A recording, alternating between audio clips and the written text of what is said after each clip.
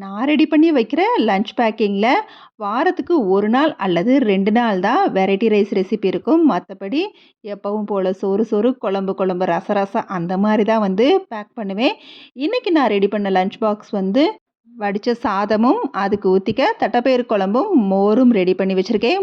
மோர் அதிகமா எப்பவும் போல சீரகம், பச்சை மிளகாய், கருவேப்பிலை, மல்லி இலை போட்டு தான் ரெடி பண்ணி வச்சிருக்கிறேன். சைட் டிஷ்ஷா கத்திரிக்காய் பொரியலும், அது கூட எக்க வந்து பாயில் பண்ணி மசால் போட்டு வச்சிருக்கிறேன். மேக்ஸிமம் முடிஞ்ச அளவுக்கு வெரைட்டி ரைஸ் எல்லாம் வந்து குறைச்சிரலாம். அதுக்கு பதிலா நம்மளோட பாரம்பரிய சமையல் மாதிரி குழம்பு, ரசம் அந்த மாரிலாம் வந்து செஞ்சு குடுக்குறது ரொம்ப நல்லது. நம்மளால முடியாத பட்சத்துக்கு வேணா நம்ம வெரைட்டி ரைஸ் ரெடி பண்ற மாரி, அதாவது வீக்லி ட்வைஸ் வந்து ரெடி பண்ற மாரி பார்த்துக்கலாம். வீக்லி ட்வைஸ் வந்து வெரைட்டி ரைஸ், அப்புறம் ஒரு நாள் சப்பாத்தி அந்த மாரி தான் என்னோட லஞ்ச் பாக்ஸ் வந்து இருக்கும்.